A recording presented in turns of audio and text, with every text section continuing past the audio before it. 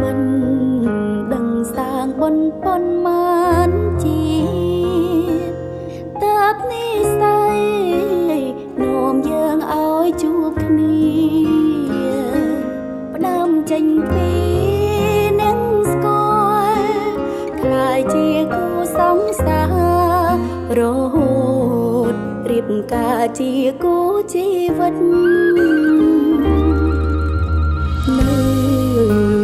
ភាពឥតខ្ចោះនៃអូ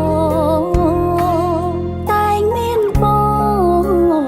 រួមជួយផ្ដល់គំនិតបងស្រឡាញ់មើលថាអូនមានក្តីសម្បត្តិជីវិតរួមមានសុភមង្គល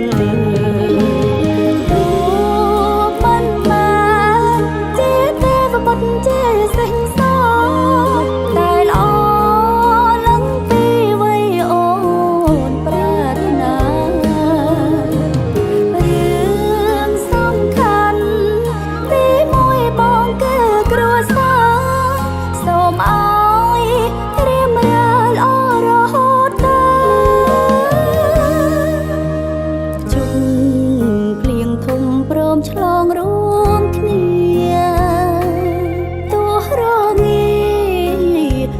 ក្បែរបងកុំក្ដៅ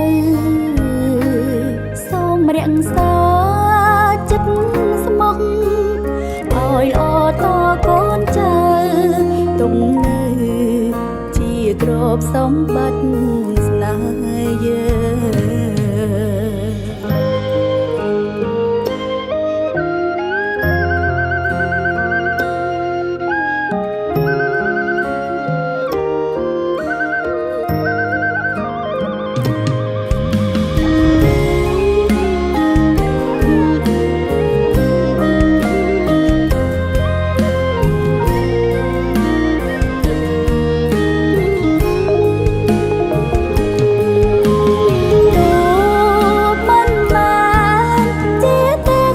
ជាសេះសតែល្អឡើងពីវ័យអូនប្រាថ្នារឿងសំខាន់ទីមួយបងគឺគ្រួសារសូមឲ្យរៀបរាល់ល្អរហូតដល់ជុំភ្លៀងធំព្រមឆ្លងរួមគ្នា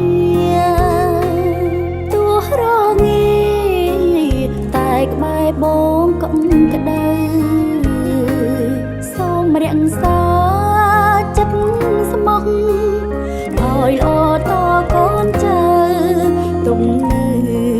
ជាទ្រព្យសម្បត្តិស្នេហ៍យើងទុកនៅជាទ្រព្យសម្បត្តិ